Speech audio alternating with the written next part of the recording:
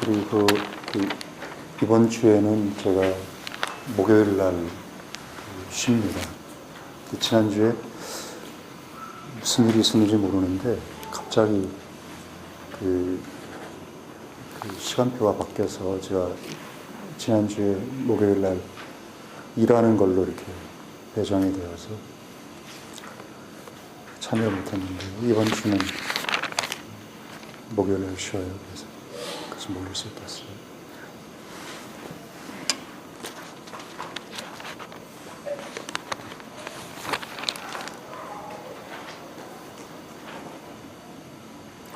사도행전 9장입니다.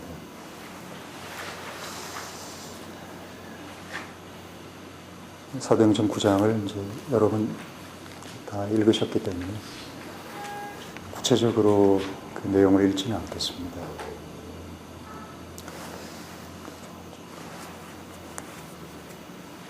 몇 명 있지도 않은데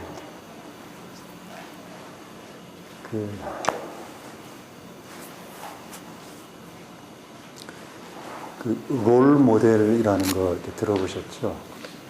롤 모델이 있습니다.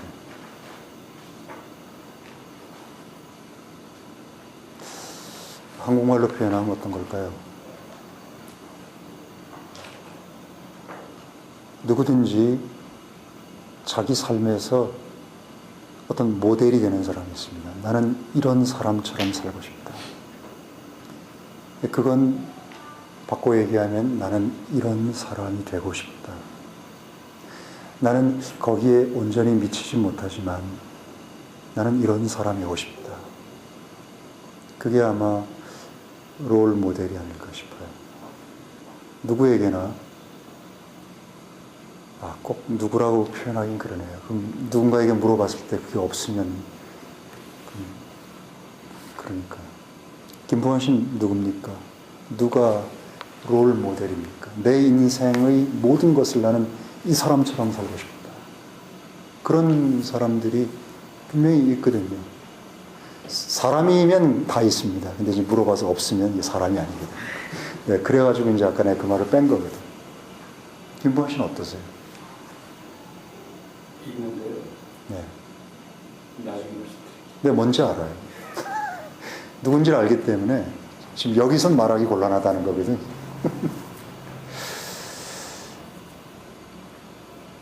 롤 모델이 사람들은 다 있습니다. 모든 종교에도 롤 모델이 있습니다. 이슬람교도에게는 마호메트가 그들의 롤 모델일 겁니다. 불교에는 어떻습니까? 고타마 붓다가 아마 롤 모델이겠죠. 종교를 갖지 않은 사람들은 자기 인생 가운데 만났던 어떤 사람, 만약에 그 사람이 아버지였다 또는 어머니였다 그러면 진심으로 롤 모델이 누구냐라고 했는데 내 아버지고 내 어머니다 이러면 그 아버지 어머니는 이게 보통 영광스러운 사람이 아닙니다. 대체적으로 위인들이거나 또는 사람들에게 널리 알려져 있지 않을지언정 인류의 어느 한 부분에서 그것이 부정적이든 긍정적이든 심지어는 막스나 엥겔스나 또는 심지어는 뭐 체 게바라나 마오나 이런 사람도 무수하게 많은 사람의 롤 모델일 겁니다. 부정적인 그런 사람들이 있죠.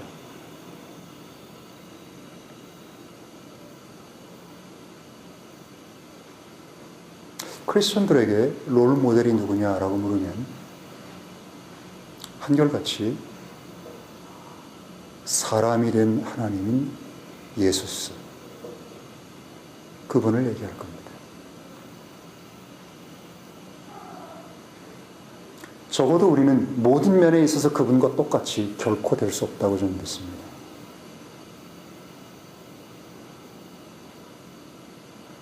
이론적으로는 될 수 있어도 실제적으로 될 수 없다고 저는 생각합니다.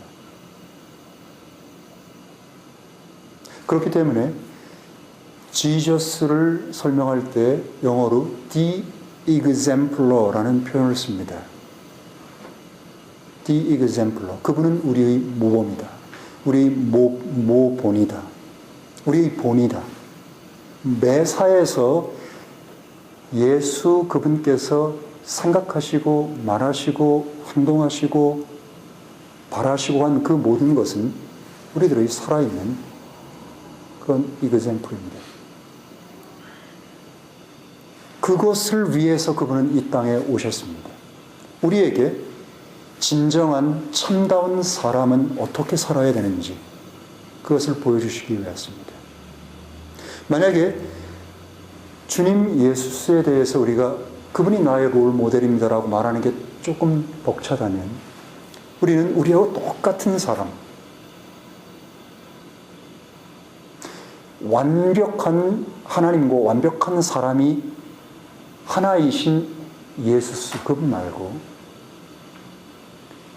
또 다른 사람을 찾게 될 겁니다.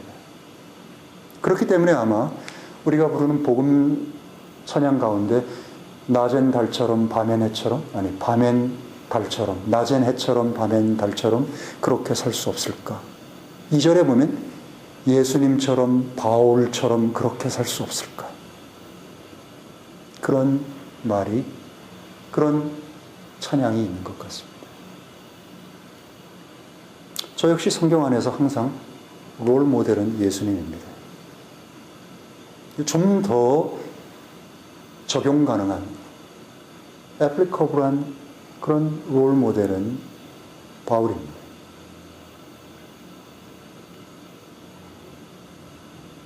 실제적으로 제 마음에 좀 더 끌리는 분은 요한입니다. 어쩐지 바울은 냉철하고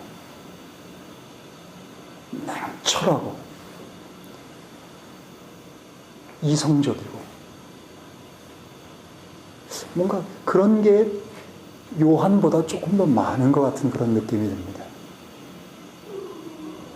제가 아는 저는 저는 냉철함보다 냉정함이 많은 사람입니다. 그렇기 때문에 굳이 롤 모델을 잡을 때 저는 파울로스보다는 요하네스를 롤 모델로 더 삼고 싶은 그런 심정이에요. 여러분은 누굽니까?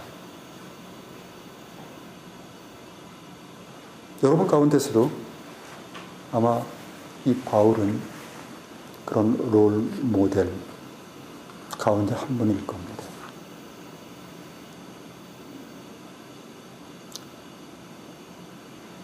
사도행전 7장 맨 마지막에 처음으로 청년 사울이 소개되죠. 악역으로 소개됩니다. 그리고 8장에 잠깐의 언급이 있은 후 9장에 비로소 다마스커스로 교회를 핍박하고 박해하기 위해서 떠나다가 다마스커스 가는 길에서 자기가 그렇게 원수처럼 여기고 대적하고 그래서 그를 믿는 모든 자를 잡아 죽이려고 했던 그 자기의 원수, 그 분을 보고 음성을 듣는 놀라운 그런 기적이 벌어지고 그 순간 그는 완전한 회심을 해서 가장 미워했던 자가 그 없이는 단 한순간도 존재할 수 없고 삶의 의미도 없고 가치도 없고 숨쉴 그런 이유조차도 없는 그런 완벽하게 그에게 모든 자기의 영혼과 존재를 다 빼앗긴 그에게 사로잡힌 그를 철저하게 연모하고 사모하는 그런 존재로 바뀌는 놀라운 사건이 사도행전 9장입니다. 이렇게 드라마틱한 컨버전은 아마 여기 앉아있는 우리들 가운데 공통적으로 다 벌어지지 않았을지도 모르겠습니다. 드라마틱한. 우린 그런 얘기를 많이 듣습니다. 교회에 다니는 아내를 그저 박해하고 성경책 찢고 교회 가면 머리 자르고 EX 저 해가면서 욕이란 욕을 다 해대고 주먹으로 때리고 돈 뺏고 별짓을 다 했던 한 인간이 어느 날 40줄, 50줄에 돼가지고 드디어 예수를 그렇게 미워했던, 교회 다니는 사람 그렇게 미워하고 증오했던 그 사람이 예수 믿고 신학대학 가가지고 목사 됐다. 이런 얘기 우리 많이 듣습니다. 깡패가 이 세상에 악한 짓이란 모든 극명하게 드러난 악한 짓은 다 했던 인간이 어느 날 회심해서 목사 됐다. 또는 그렇게 예수를 사랑하는 그런 양같이 순한 존재로 바뀌었다. 그런 얘기를 듣습니다. 그럴 때마다 많은 사람들은 나도 그런 뭔가 짜릿하고 뭔가 아주 감동적이면서 격동적이고 드라마틱한 어떤 그런 일들이 내 인생에도 있었다면 내 믿음이 지금보다도 훨씬 더 강하고 어떤 그런 존재가 되었을 텐데, 이렇게 생각하는 사람도 있을 수 있습니다. 그런데 하나님께서는 모든 사람을 구원하시고 그들을 진리에 이르기를 간절히 원하시지만 모든 사람을 바울처럼, 모든 사람을 그 깡패처럼 그런 형태로 전부 변화시키는 것은 아닙니다. 그럴 필요가 있는 사람은 하나님께서 그렇게 하십니다. 근데 굳이 그럴 필요가 없는 사람은 다른 방법을 통해서, 그러나 그것이 외적으로는 혁명적이고 외적으로는 드라마 같지 않을지라도 그 안에 내면의 영은 분명히 혁명적이며 드라마틱한 기적이, 우주 가운데 기적이, 회심한, 그래서 예수가 믿어지게 된, 그래서 구원 얻은 그 존재의 보이지 않는 영과 혼 안에는 그것이 똑같이 벌어졌다는 사실입니다. 이 바울,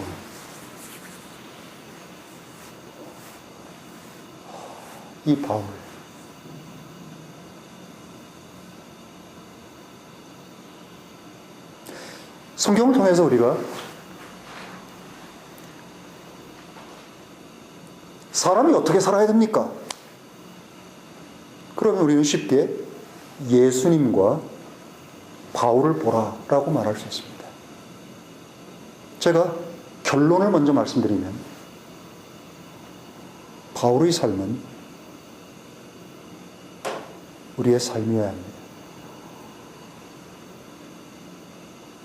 그것을 위해서 우리는 부름받았고 그것을 위해서 우리는 구별되어졌고 그것을 위해서, 그 삶을 위해서, 제 말은 그 삶을 위해서 우리는 회심되고 구원되었기 때문입니다. 바울의 삶이 무엇이냐? 바울의 삶을 우리들은 사도행전 9장 이후에, 그리고 바울이 편지를 보낸 로마서부터 시작해서 디모데 전후서, 그리고 히브리서에 이르기까지 그 성경에 있는 기록된 말씀을 통해서 바울의 인생이 무엇이고 바울의 삶의 목적이 무엇이고 그의 삶의 가치가 무엇이며 그가 왜 존재하는지, 그것들을 우리들은 선명하게 알 수 있습니다. 그렇다면 어떻게 살아야 합니까? 어떤 가치로 살아야 합니까? 그것은 명확합니다. 조금도 이론의 여지가 없습니다. 너무 쉽고 너무 간단하고 너무 단순한 겁니다. 다만 문제는 지난주에 우리에게 결정적으로 부족한 그 두 가지, 성령의 충만함, 그 다음에 계속적인 이 열렬한 기도,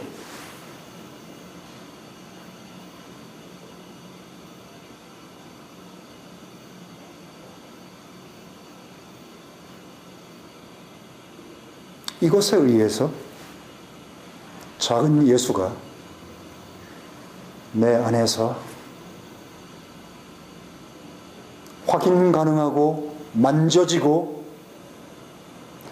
그 예수와 같은 그런 인격체로 드러나는지는 전적으로 그것에 의해서 결정됩니다. 제 안에는 예수를 닮지 않은 너무나 많은 요인들이 있습니다. 그걸 뭐라고 표현합니까? 육이라고 표현합니다. 아주 전 괴롭습니다. 근데 그건 저절로 극복되는 게 아닙니다. 시간이 가서 극복되는 것도 아닙니다. 말씀을 많이 읽어서 극복되는 것도 아닙니다. 전적으로 그것을 버리고 싶어하는 열렬한 마음과 말씀을 읽을 때 성령님이 내 안에서 주님을 더욱더 사랑하고 그분처럼 닮아가고 싶어하는 마음의 열망이 진리의 영님의 인도에 의해서 그 말씀이 그렇게 내 마음속으로 변하게 될 때 더 fervent prayer, 더 열렬하고 진실된 그런 기도를 주님 앞에서 continually, 끊임없이 계속적으로 하게 될 때 우리 속에서 이 작은 예수가 점점 더 분명하게 만져지고 느껴지고 지각되게 그렇게 나타나게 될 것입니다.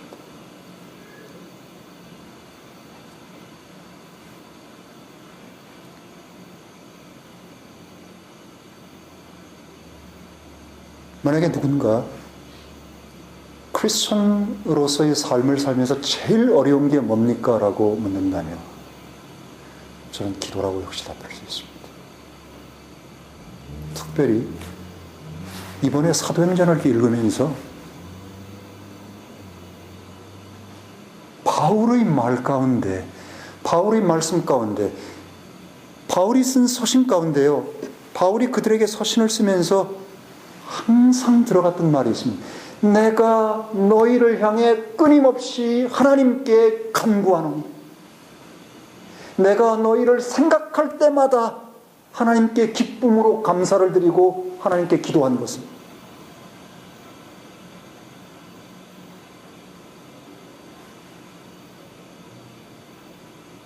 만약에 우리 가운데 그 삶을 살아내는 것을 실패하는 제일 큰 이유를 뽑아내라면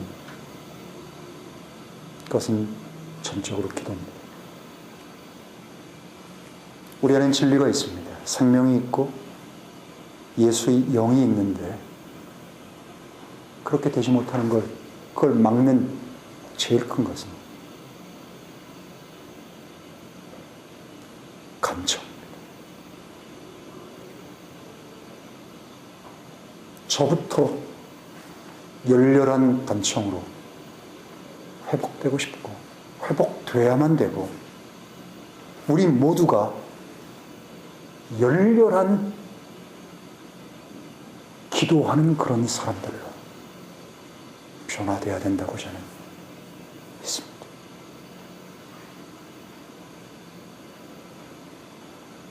우리 속에 기도의 영이 다시 회복이 되면, 간구의 영이 회복이 되면 우리는 다시 더 큰 이상으로 인도될 것이고 우리의 육의 직기들이 떨어져 나가는 것들을 경험하게 될 것입니다. 우리는 점점 더 성령으로 충만해지는 우리 자신을 발견하게 될 것입니다. 그리고 예수처럼 말하고 예수처럼 생각하고 예수처럼 행동하고 예수처럼 소망하고 예수처럼 믿고 하는 그 작은 예수 공동체가 우리 안에서 확고하게 세워지게 될 것입니다. 이 모든 것은 기도로 시작하고, 그 기도는 성경은 이렇게 되어 있습니다. 기도와 간구의 영을 주사라고 되어 있습니다. 시작이 어딥니까? 그 영이 내 안에서 활동하기 시작했습니다. 여러분, 우리 안에 다시 이 기도와 간구의 영을 불태우는 성령의 역사가 우리 가운데 있어야 되겠습니다.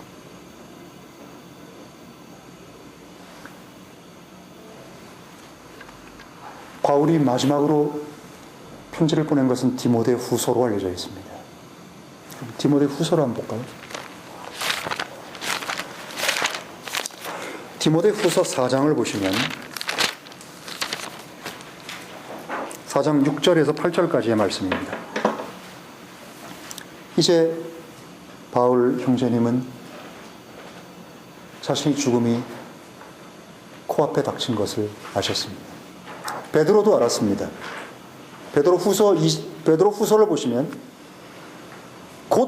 아주 곧 내가 이 육신의 장막을 벗게 된다라고 그분은 기록하고 있습니다. 바울도 마찬가지입니다. 바울은 이 디모데 후서 4장을 쓰기 이전에 사도행전 20장에서 그분은 마치 자신이 이제 죽는 것처럼 에페소스의 장로들을 청하고 그래서 그들과 함께 그들에게 마치 어떤 유언과 같은 첫 번째 유언과 같은 그런 유언의 말을 한 적이 있었습니다. 좀 이따 살펴볼 겁니다. 그런데 진짜 마지막은 이 디모데 후서입니다. 이 디모데 후서에서 그는 육신을 벗으면서 주님 안으로 들어가고 이제 몸 안에서 살아나는 남겨놓은 내 사랑하는 자식 같은 디모데, 내 친자식 같은. 왜요? 바울은 실제로 결혼하지 않았기 때문에 자식이 없었거든요. 디모데는 나이로 보나 영적으로 자기가 복음을 전한 그것으로 보나 그는 영락없는 자기 자식이었습니다. 이 자식, 이 나약하고 이 심성이 약하고 아주 완악하고 모질고 육으로 가득한 그런 존재가 아니라 그런 나약한 이 디모데, 마음이 약해서 눈물을 자주 흘리고 위장에 스트레스 때문인지 위장에 병이 자주 있고 위궤양인지 위염인지 몰라도 그래서 그렇게 얘기하잖아요. 물로만 먹지 말고 포도주도 약으로 쓰라고. 그런 디모데를 남겨놓고 떠날 것을 생각하면서 바울은 자기 유언을 이 친자식 같은 디모데에게 두 편의 서신을 통해서 남겼습니다. 그 중에 후서는 마지막입니다. 자, 그때 6절에 이렇게 쓰여져 있습니다. 내가 이제 드려질 준비가 되었고 나의 떠날 때가 가까웠도다. 내가 선한 싸움을 싸우고 나의 달려갈 길을 마치고 믿음을 지켰으니 이제 후로는 나를 위하여 의의 왕관이 마련되었으므로 주님 곧 의로우신 심판관께서 그날에 내게 주실 것이며 내게만 아니라 그분의 나타나심을 사랑하는 모든 자들에게니라. 이렇게 글을 적고 있습니다. 자기가 갈 길을 다 가고 싸움을 다 싸우고 이제는 주님 품으로 돌아간다는 겁니다. 이렇게 이 사도행전 9장의 회심으로부터 시작해가지고 수십 년, 몇십 년인지 모르겠습니다. 그 기간 동안 그는 몸을 가지고 이 세상의 인생이라고 부르는 그 의미, 그 모든 것을 다 불태우고 다 쏟아내고 다 태우고 이제는 아무것도 더 이상 태울 게 없는 그런 상태로 그는 소진돼 갔던 것입니다. 그의 안의 영은, 그의 육적인 모든 것들이 소진돼 가면 갈수록 그의 영은 더욱더 강렬해지고 더욱더 강해지고 더욱더 완전해지고 더욱더 충만해지고 더욱더 심적으로 변해가는 이 양립성을 동시에 이루면서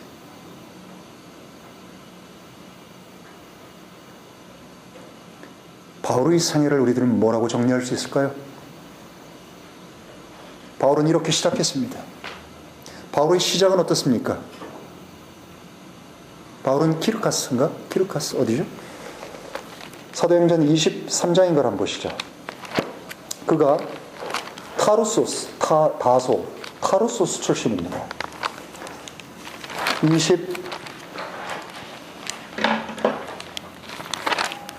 22장입니다. 22장 3절에 보시면 나는 진실로 유다인으로서 킬리키아에 있는 도시 타루스스에서 태어났고 이 도시에서 가말리엘 문화생으로 양육받으며 조상의 율법이 완전한 방식에 따라 가르침을 받아 이날 너희 모든 사람처럼 하나님을 향하여 열성적이었노라 라고 자기 자신을 소개하면서 그렇게 시작합니다. 무슨 뜻이에요? 나는 하찮은 유다인이 아니라는 뜻입니다. 나는 태어나면서부터 로마 사람이었다는 겁니다. 그는 아버지가 로마 시티즌을 가지고 있었기 때문에 시티즌십을, 그는 태어나면서부터 로만 시티즌이었습니다. 로만 시티즌은, 특히 이방인이 로만 시티즌을 태어나면서부터 갖는 것은 그렇게 결코 쉽고 자주 있는 일이 아닙니다. 그만큼 명문가란 뜻입니다. 그는 철저하게 교육받은 사람이었고 가말리엘의 문화생이었습니다. 그는 바리새인 중에 바리새인이었고 바리새인 가운데 가장 탁월한 선생이었던 가말리엘. 여러분, 가말리엘이 어디에 나옵니까? 우리가 지난주인가에 읽었죠. 요한과 베드로가 공의회에서 막 내가 사람의 말을 듣는 것보다 하나님 말을 듣는 것이 옳지 않냐, 내가 사람의 말을 들으냐, 이렇게 얘기할 때 그때 가말리엘이 일어나서 어떻게 얘기했습니까? 나머지 공의회 의원들이 다 저 쳐 죽이자 막 이렇게 할 때, 여러분 잠깐만, 여러분 함부로 그렇게 판단할 일이 아닙니다. 이 사람이 과연 하나님으로부터 시작돼서 이 일을 하고 있는지 아니면 사람으로 비롯된 것인지 우리는 그동안의 두 건의 역사를 통해서 알고 있습니다. 여러분이 아는 것처럼 유다는 갈릴리에서 일어나가지고 그를 따랐던 수백 명이 있었지만 그가 죽자 사라져버렸습니다. 그 다음에 누구도 그렇게 사라졌습니다. 여러분, 이 사람도 마찬가지입니다. 만약에 이 사람들이 이렇게 떠들다가 잠시 잠깐 후면 사라져버린다면 그것은 사람으로 비롯된 것일 겁니다. 그러나 만약에 그렇게 사라지지 않는다면 이것은 하나님으로 비롯된 것이고, 당신들이 그들을 잡아 죽이고 핍박하면 당신은 하나님을 대적하는 죄를 범하는 것입니다. 당신 그 일을 하겠습니까? 라고 한마디 딱 하자 모두가 잠잠했습니다. 왜요? 그는 영향력이 있는 사람이었고, 그는 원로였고 바리새인 중에서도 가장 영향력 있는 사람이었기 때문입니다. 그 사람 밑에서 배웠던 제자입니다. 바울은 자기 자신을 가리켜서 내가 보통 열정과 보통 열심과 보통 율법에 대해서 나는 의롭다, 나는 죄가 없다라고 선언할 만큼 그는 그렇게 철저하게 전투적으로 살았던 사람입니다. 요즘 이로 치면 욥이 어떻게 했습니까? 욥은 젊은 여자를 자기 눈으로 쳐다보지 않았다 그랬습니다. 왜요? 범죄할까 봐. 그게 바리새인 중에서도 바리새인들은 그렇게 했습니다. 여자를 쳐다보지 않는 겁니다. 왜요? 범죄할까 봐요. 요즘 아주 개판 난리죠. 요즘 전 세계가 개판 난리입니다. 여러분이 신문 보시면, 전 요즘 신문을 봅니다. 전 원래 신문을 안 보는 사람인데 신문을 보게 된 이유가 있습니다. 운전하다 보니까 운전수들은요, 이게 전부 다 신문들이 이게 매일 읽을 구독량이에요. 그저 틈만 나면 다 신문을 펼치고 신문을 봅니다. 읽고 또 읽고 모든 걸 다 읽는 것 같아요. 그래서 그들은요, 정보가 많고 아주 상식이 풍부합니다. 할 말들이 많고 뭐 얼마나 그렇게 아는 게 많은지, 한국의 택시기사하고 얘기해보면 택시기사한테 다 배워야 되죠. 택시기사가 모르는 게 있어. 정치, 경제, 외교, 문화. 택시기사만큼 잘하는 사람이 있습니까? 없죠. 여기는 택시기사하고 아마 기사들이 아마 그럴 겁니다. 그럼 저는 신문을 사서 보냐? 그렇지 않습니다. 저는 맨날 구문을 봅니다. 다 읽고 버리면 이제 그거 갖다가 이제 읽기 시작합니다.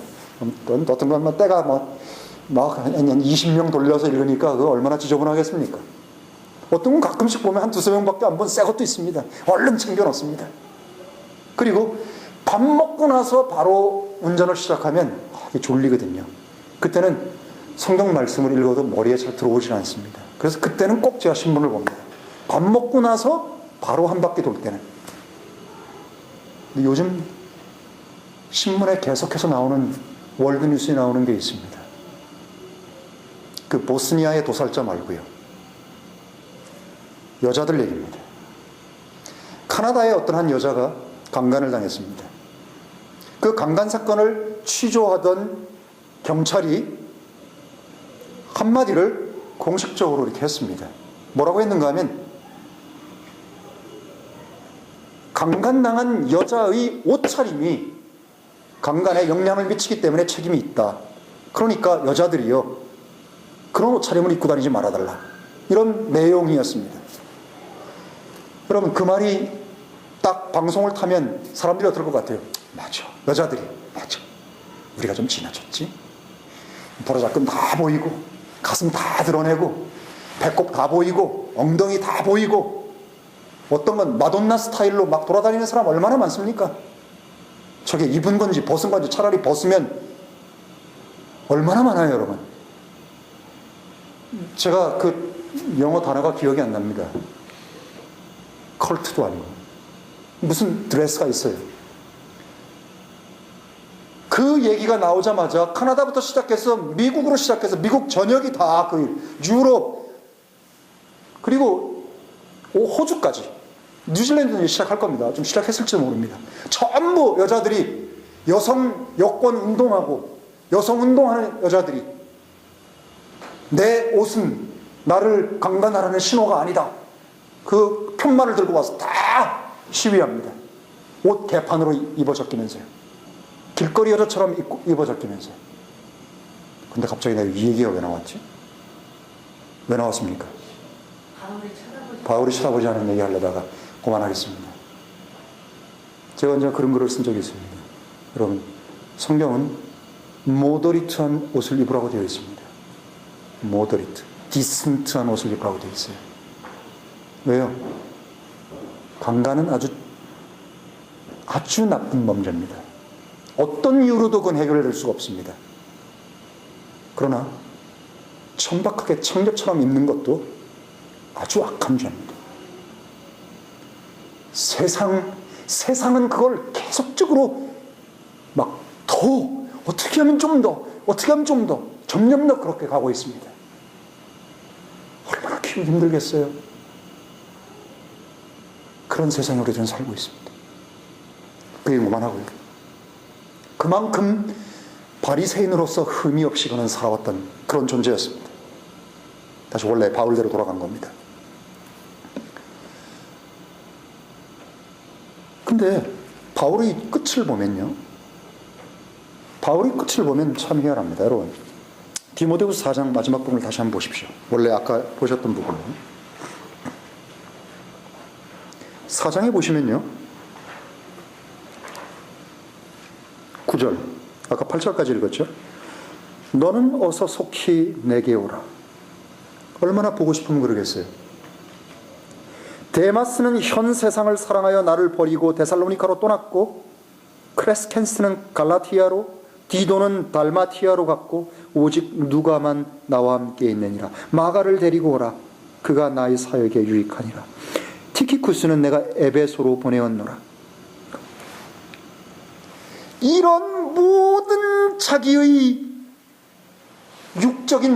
육의 모든 것들을 다 그리스도의 복음과 하나님의 왕국을 향해서 불태운 이 바울에게 남은 것이 무엇입니까? 한 줌도 안 되는 그런 동료였습니다. 심지어 자기의 여러분, 여기 보면 데마스는요, 골로새서나 다른 서신에 보면 바울의 너무너무 사랑스러운 동역자로 되어 있습니다. 그런데 그가 맨 마지막 디모데후서 4장에서는 현 세상을 사랑해서 바울과 숙식을 같이 하고 그렇게 평생 동안을 같이 돌아다닌 사람이 현 세상을 사랑해서 데살로니카로 떠났다라고 바울은 얼마나 비통하고 가슴 아픈 그런 소식을 여기다 전하겠습니까? 티투스도 떠나고, 그것은 현 세상을 사랑해서 떠났다는 뜻이 아닙니다. 그가 배도했다든가 아니면 falling apart 했다는 뜻이 아닙니다. 백슬라이딩 했다는 뜻이 아닙니다. 데마스처럼. 그러나 떠났다는 거예요. 이 말은 뭘 암시하고 있어요? 그 안에 그렇게 같이 있던 그 동료들이 떠난 그 허전함과 그 여운을 남기고 있습니다. 저는 그 여운이 느껴집니다. 그렇기 때문에 어서 속히 오라. 어서 속히 올 뿐만 아니라 마가를 데리고 오라. 그렇게까지 얘기하겠습니까? 이것이 맨 마지막에 그분이 죽음을 맞기 이전의 상태입니다. 누가 이분을 성공했다고 할 수 있겠습니까? 누가 예수 곁에 남았습니까? 십자가에서 비참하게 자기 목숨을, 자기의 생명을 온 세상 죄를 대신해서 그 희생제물로 바치는 그것으로 자신을 사람을 위해서, 자신이 자신의 형상으로 지어지고 자신의 사랑을 담아서 만들어냈던 그 존재를 위해서 바쳤던 예수 곁에 남은 자가 누구였습니까? 예수님이 부활하고 나서 떠나기 직전에 그 무수하게 자기를 쫓아다녔던 수십만 명의 사람, 그 중에서 남은 사람들은 고작 120명밖에 없었습니다. 그렇지만 이 바울의 인생을 우리는 진리의 측면에서, 생명의 관점에서 그는 정말 성공자 중에 완전한 성공자라는 사실을 우리는 알고 있습니다. 우리는 영으로 알고 있고 진리 말씀 이것들을 계시할 때마다 우리들은 바울처럼 저렇게 내 모든 것을 걸고 모든 걸 다 잃고 심지어는 친구도 잃고 사람들이 철석같이 믿었던 사람들이 떠나갈지라도, 내 곁에 그 사람들이 떠나갔을지라도 그는 성공자였다는 것을 우리들은 알고 있습니다.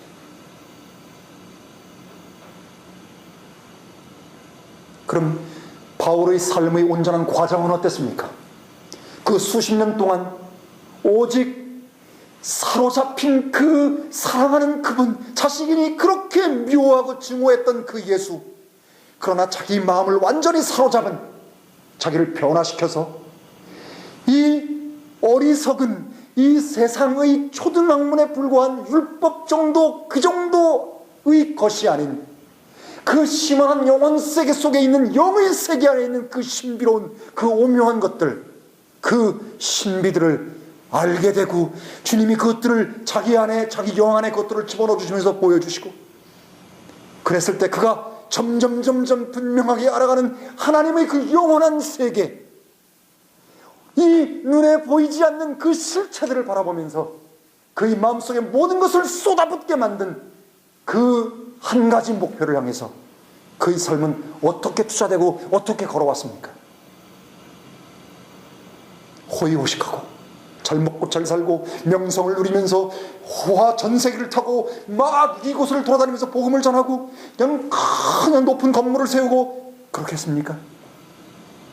돈을 그냥 막 요즘 뭐 분당에 있는 어느 교회는 전별금 20억 안 준다고 막 생떼 쓰고 막 소송 걸고, 요즘 교회들마다, 한국 대형 교회, 한국에 성공했다고 하는 모든 교회가 정말 한 줌의 아무 가치도 없는 쓸모없는 기독교에 불과하다는 사실을 요즘 처절하게 다 드러내고 있지 않습니까? 순복음교회부터 시작해가지고 막 모든 큰 교회들 전부 다 교회가 아닌 개독교회.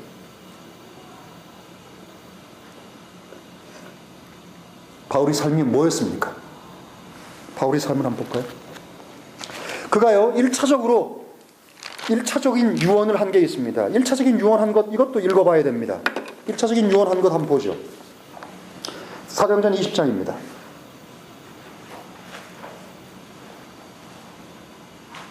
이건 제가 설명하지 않고 읽기만 하겠습니다. 사도행전 20장 17절. 바울이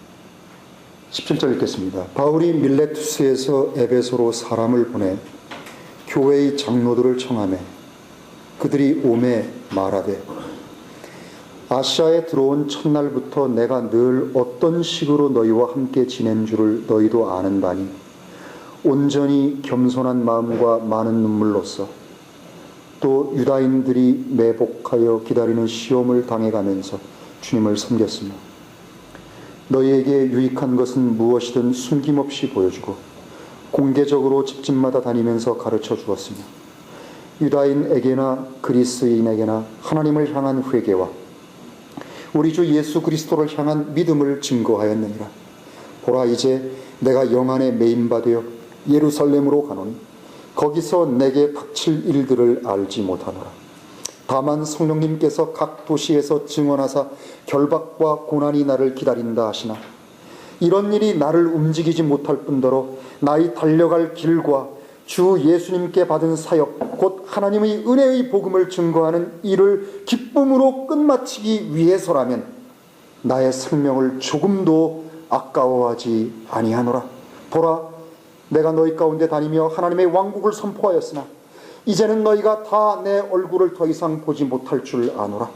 그러므로 내가 이날 너희로 하여금 증거하게 하노니 모든 사람의 피로부터 내가 깨끗하니라. 이는 내가 하나님의 모든 계획을 너희에게 회피함이 없이 밝히 말하였습니다. 그러므로 너희 자신과 모든 양떼에게 주의를 기울이라. 성령님께서 너희를 그들의 감독자로 삼으사 하나님께서 자신의 피로 사신 교회 곧 하나님의 교회를 먹이게 하셨느니라. 이는 내가 떠난 후에 가혹한 이리들이 너희 가운데 침입하여 양떼를 아끼지 아니할 이 일을 내가 알미라.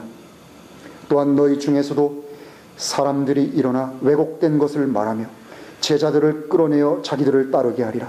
그러므로 깨어있어 내가 3년 동안이나 밤낮 쉬지 않고 눈물로 각 사람에게 경고하던 것을 기억하라.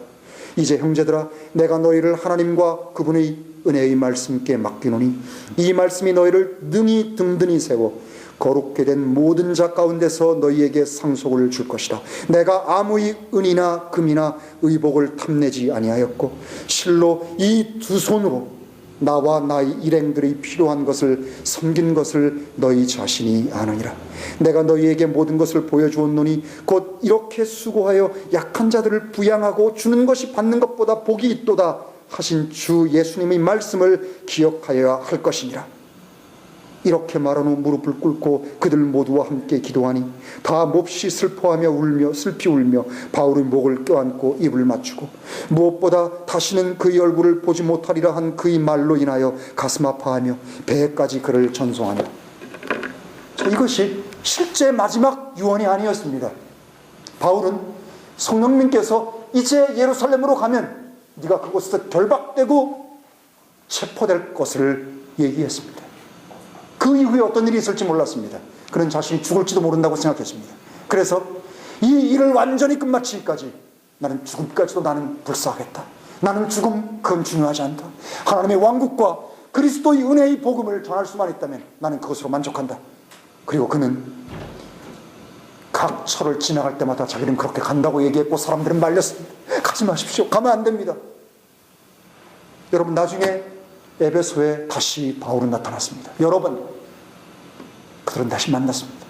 그리고 맨 마지막 이별을 했죠. 여기 중요한 한 가지가 있습니다. 무엇이 바울로 하여금 그런 삶을 살게 했냐는 거예요. 무엇이 자기로 하여금 이러한 삶을 살아내게 했냐는 거예요. 바울의 삶을 우리가 한마디로 표현하면 어떤 걸 표현할 수 있겠습니까? 그럼 바울의 삶 하면 떠오르는 게 어떤 게 있습니까? 형민 형제.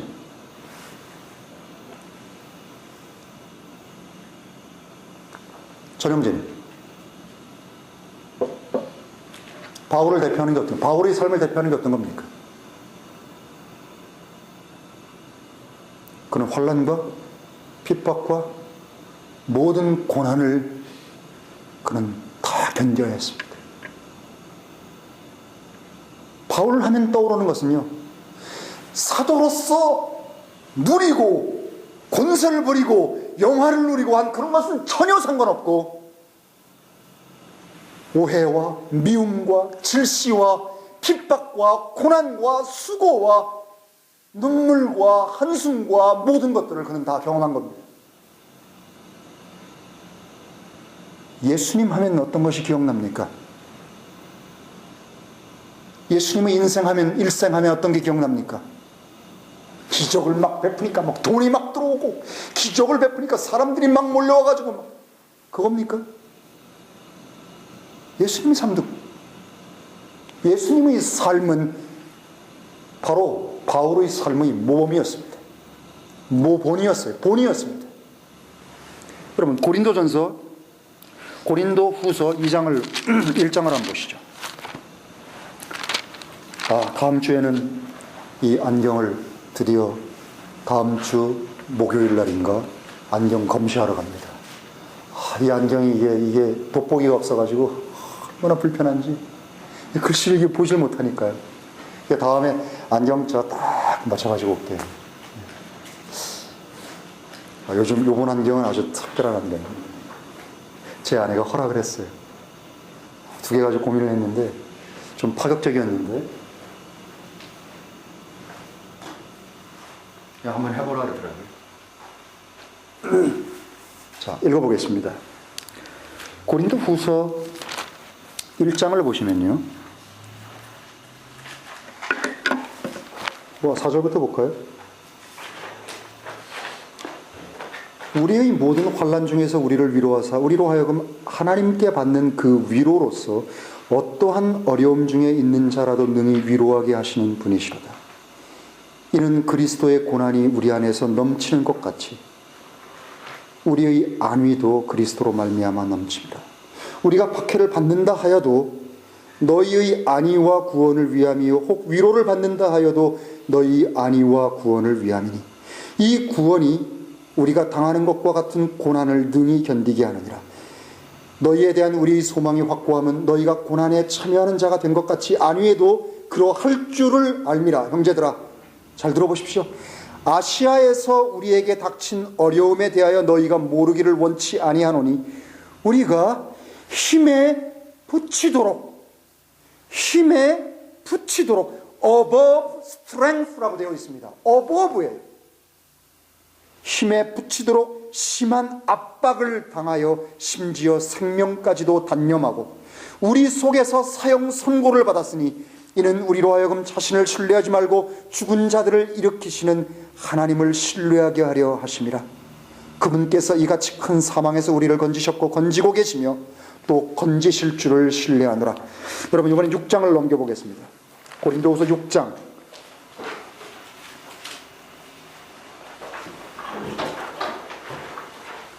고린도후서 6장 3절부터 보겠습니다.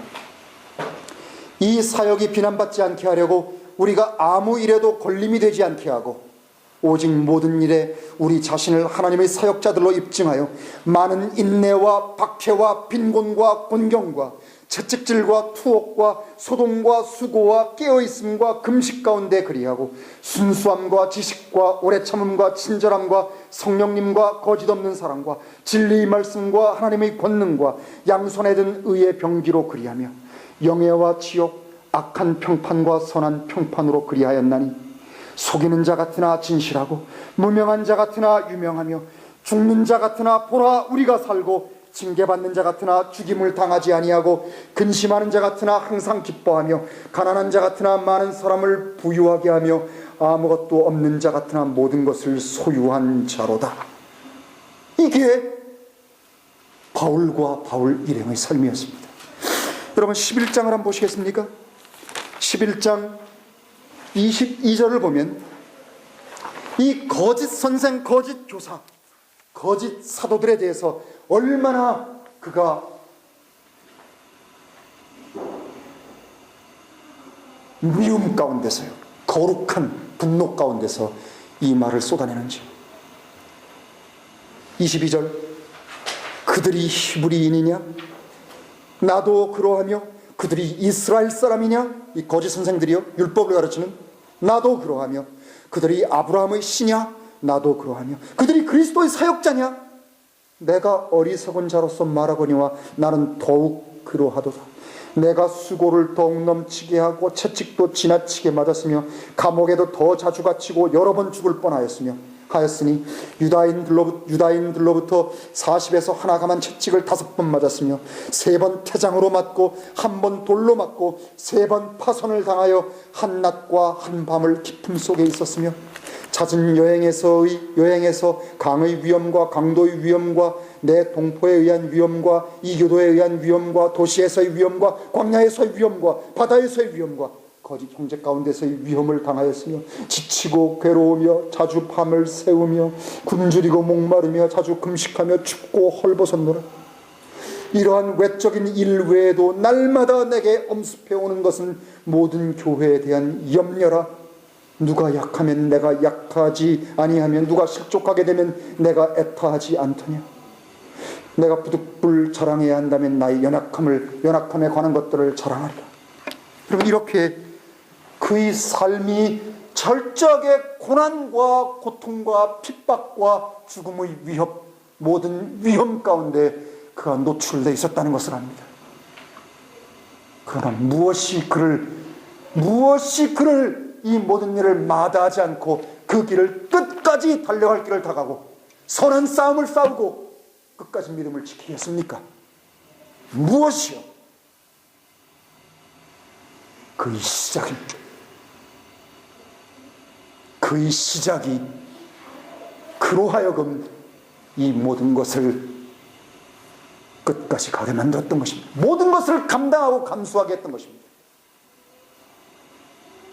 그 안에 벌어졌던 기적이, 그 똑같은 기적이 우리 안에서 내적으로 영적으로 동일하게 벌어졌던 그 기적이 그로 하여금 그렇게 할 수 있게 만들었다면 우리로 하여금 그렇게 할 수 있도록 여전히 공헌을 이루며 지금도 우리 가운데 그 일을 할 수 있도록 만든다는 것입니다.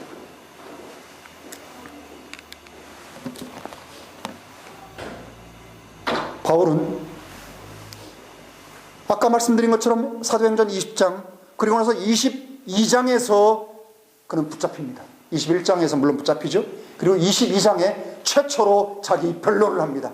내가 왜 유다인으로서 바리새인 중에 바리새인이요 교회를 핍박했던 자로서 내가 왜 돌변해서 유다인뿐만 아니라 이방인에게 구원의 복음을 전하는 사도가 되었는지를 그는 히브리 말로 아람 말로 설명하고 있습니다. 그 첫 번째 변론입니다. 두 번째 변론은 페스투스 앞에서 한 것입니다. 세 번째 변론은 아그리빠 왕 앞에서 한 변론입니다. 26장을 한번 보십시오. 사도행전 26장을 한번 보시면 그가 무엇이 그의 삶을 변하게 만들었는지를 여기서 설명하고 있습니다. 그러나 전부가 아닙니다. 사도행전 26장을 보십시오. 1절부터입니다.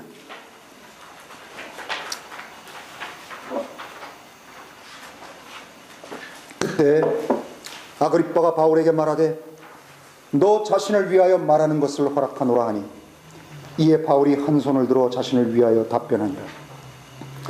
아그리빠 왕이여, 내가 유다인들에게서 고소당한 모든 일에 관하여 이날 왕 앞에서 나를 위하여 답변하게 된 것을 다행으로 생각하오니 이는 특히 왕께서 유다인들 가운데 있는 모든 풍습과 문제를 잘 아시는 줄을 내가 알미니이다.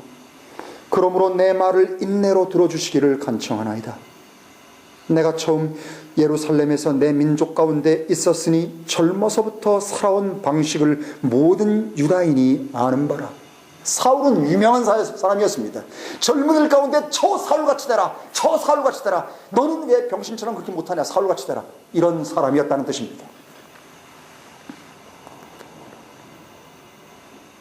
5절 그들이 처음부터 나를 안고로 만일 그들이 증거하고자 하면, 바울을 대적하는 자들입니다. 유다인들이요.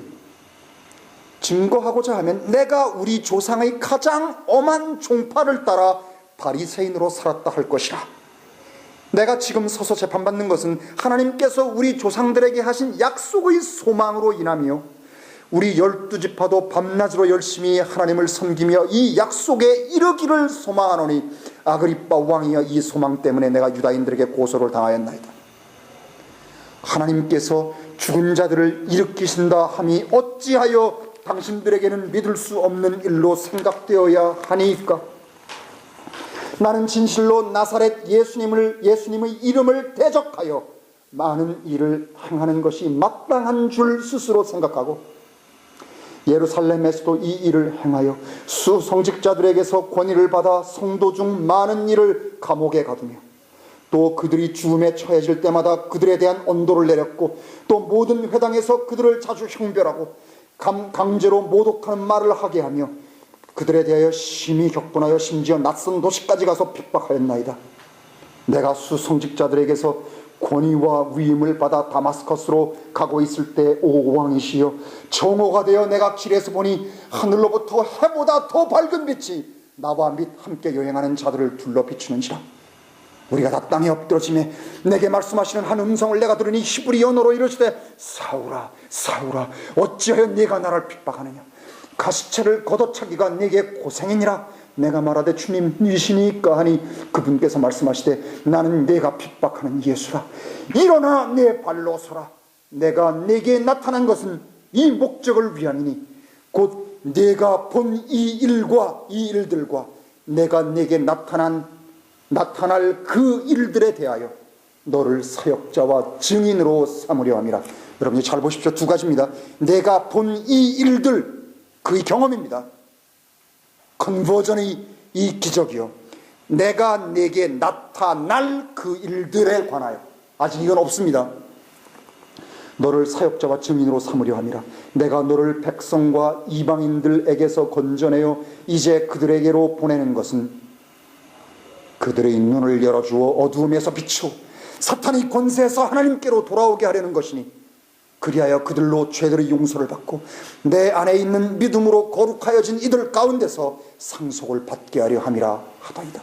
오 아그리빠 왕이시여, 이러함으로 내가 하늘로부터 보여주신 것에 불순종하지 아니하여 먼저 다마스커스 사람들에게 보인 후 예루살렘과 유대야 온 지역에 두루 보이고 그 후에 이방인들에게까지 보이며 그들로 회개하고 하나님께 돌아와 회개에 합당한 일들을 행하라 하였나이다.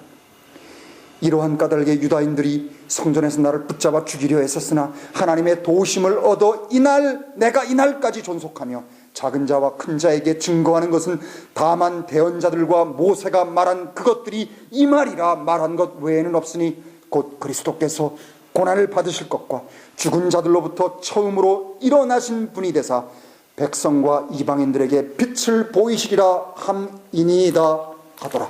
여기까지가 바울이 자신을 변명한, 자신에 대한 변론의 내용입니다. 그러자 아그리빠 왕의 마음이 변하기 시작했습니다. 그래서 그는 얼른 그것을 강제로 막았습니다. 더 계속 듣고 있다간 자기 마음이 혹시 변할지 몰라가지고요.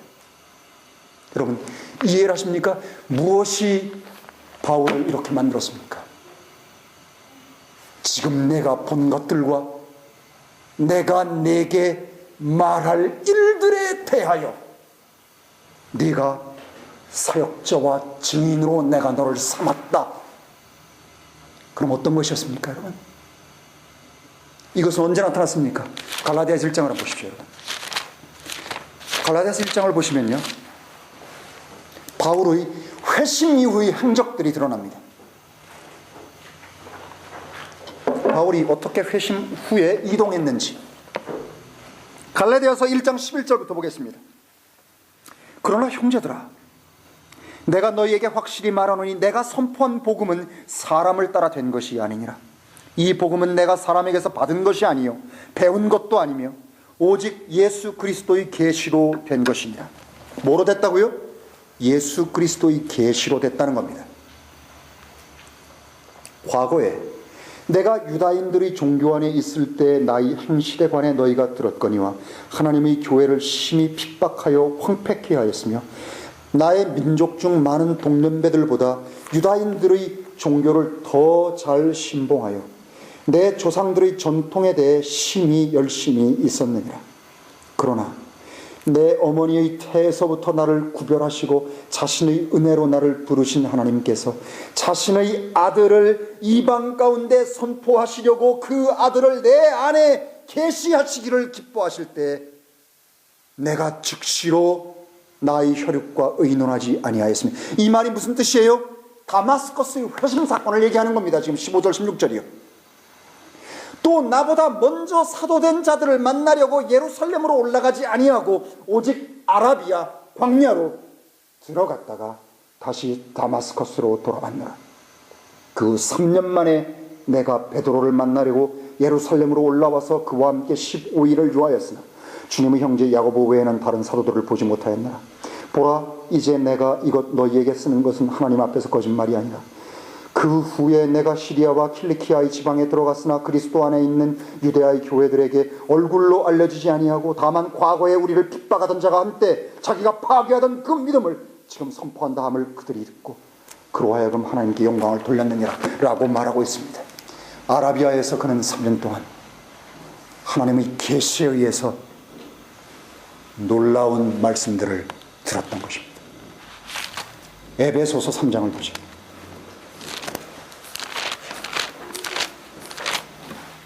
에베소서 3장을 보겠습니다.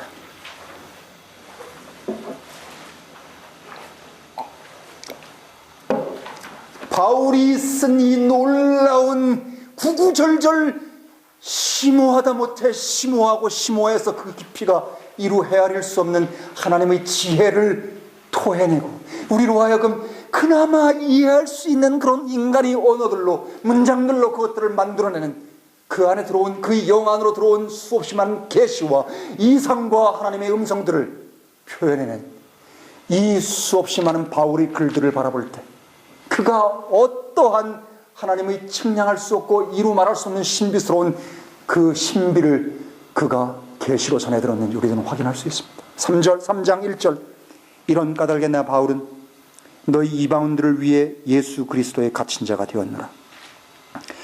너희를 위하여 내게 주신 하나님의 은혜의 분배 사역에 대해 너희가 들었을 터이라. 바울의 사역이 뭐라고요? 하나님의 은혜를 distribute, dispense 분배해 주는 겁니다. 이방인에게도 누구에게요? 유다인에게도 이방인에게도 이방인 중에서도 여러 이방인 골고루에게 다 분배하는 사역을 하나님이 주셨다는 겁니다. 3절 곧 그분께서 뭐라고요? By revelation 계시로 나에게 무엇을 알게 하셨다고요? The mystery 신비를 알게 하셨나니 내가 전에 몇 마디 적은 것과 같으니라. 너희가 그것을 읽으면 무엇을요? 그리스도의 신비에 대한 나의 지식을 이해할 수 있으리라. 이 신비가 지금 그분의 거룩한 사도들과 대언자들에게 성령으로 계시된 것 같이 다른 여러 시대에서는 사람의 아들들에게 알려지지 아니하였었다고 합니다. 이는 이방인들이 복음에 의해 그리스도 안에서 동료 상속자가 되고 같은 몸에 속하며 그분의 약속에 참여하는 자가 되게 하려 하심이라. 이 복음으로 인하여 그분이 권능의 효력있게 역사함으로써 내게 주신 하나님의 은혜의 선물을 따라 내가 사역자가 되었노라. 이 모든 성도 가운데 가장 작은 자보다 더 작은 나에게 이 은혜를 주신 것은 헤아릴 수 없는 그리스도의 부요함을 이방인들 가운데 선포하고 모든 사람으로 하여금 이 신비의 교제가 무엇인지를 알게 하려 하심이니 이 신비는 세상이 시작될 때부터 곧 시간이 시작될 때부터 예수 그리스도에 의해 모든 것을 창조하신 하나님 안에 감추어져 왔느니라. 이는 이제 교회로 말미암아 하늘의 초소들에 있는 정사들과 권능들에게 하나님이 각종 지혜를 알게 하려 하심이니 그리스도 예수 우리 주님 안에서 의도하신 영원한 목적에 따른 것이라. 이렇게 설명하고 있는 겁니다. 그가 받은 게 뭡니까? 계시에 의해서 하나님의 신비, 그리스도의 신비, 신비들, 우주의 신비, 신비를 그가 알게 된다는 사실입니다. 무엇이 그로 하여금 육으로 얘기하면 할 말이 있고 나 이 정도 명문 집안에 이 정도의 내가 가말리알 후에 내 이 정도로 탁월한 사람의 그 당시 모든 동년배에서 나는 영적 리더입니다. 그 모든 것들을 아낌없이 다 버리고 자기의 모든 생애를 매맞아가며 헐벗고 비난당하고 욕먹고 뺨맞고 죽음의 위협과 그 수없이 많은 그런 협박 속에서 모든 것을 잃고 모든 것을 다 내어주고 다 불살리는 그것들을 다 감당하면서까지도 그로 하여금 기꺼이 즐거이 이 모든 길들을 가게 만들었습니까? 우리 안에 이걸 가게 만드냐 가게 만드는지 못하냐는 막 한 가지입니다. 바울이 받았던 이 신비의 계시가 이제는 말씀 기록으로 정해진 이 신비의 계시가 우리 읽고 눈으로 확인하고 그러나 글자 그 자체, 문자 그 자체로는 아무 의미가 없는 이 글들이 그러나 바울의 그 신비와 똑같은 신비가 이 안에서 꿈틀거리며 살아 움직이는 이 신비가 성령님의 우리의 낮은 마음, 하나님 앞에 두려워 떠는 마음, 하나님 앞에 겸손하고 긍휼을 구하고 은혜를 구하는 그 낮은 마음, 그분 앞에서 엎드리면서 간청하고 매달릴 때 그 말씀이 살아 움직이면서 우리 가운데 분명히 똑똑한 그런 비전으로, 이상으로 우리 가운데 거부할 수 없고 부정할 수 없는 그것으로 우리 가운데 살아 움직인 그것이 하늘이, 그것만이 우리를 가게 만듭니다. 그게 없으면 사라집니다. 그게 없으면 떨어집니다. 바울 주변에 있는 사람들도 떨어졌습니다. 여러분, 다음 주에는, 이번 주에는 데살로니가 후서 2장을 읽습니다. 데살로니가 후서 2장을 읽으면 여러분, 이 2장에 뭐라고 나옵니까? 말세의 마지막 그때가 오기 전에 벌어질 일들에 대해서 미리 예언하는 말씀이 있습니다. 두 가지였습니다. 멸망의 아들이 나타나는 것, 그 다음에 배도, 떨어지는 일이 벌어진다고 했습니다. 무수하게 많은 기독교의 배도가 아주 찬란하게 벌어질 겁니다. 성경에 대한 불신, 성령에 대한 불신, 성령에 대한 오해, 미혹된 성령을 믿으면서 그걸 성령이라고 하는 모든 것들, 돈을 사랑하고 이 세상의 현세적인 모든 것들을 추구하는 그런 것들로 가득 차며 점점 더 예수의 생명과는 상관없는, 무엇이 우리로 하여금 계속해서 이 험한 길을 진군하게 만듭니까? 무엇이 우리로 하여금 지리산에서 빨치산과 같이 여러분 생각해 보십시오. 빨치산들도요, 심지어는 그들이 갖고 있는 이상 때문에 그 많이 배우고 동경제대 출신의, 경성제대 출신의 그 똑똑한 인텔리겐처가 무산계급을 위해서 유산계급과 지주를 타도해야 된다는 그 사상 하나 때문에 동상 걸려가며 배고파 굶어 죽어가며 자기의 모든 인생을 다 바치고 비참하게 객사하고 동사하고 총 맞아 죽고 교수형 당해 죽는 그것들을 당하면서도 그들이 웃으면서 죽었습니다. 사상이에요. 무엇이 우리로 하여금 바울같이 걸어갈 수 있게 합니까? 무엇을 믿습니까? 무엇을 보고 있습니까? 무엇을 기다립니까?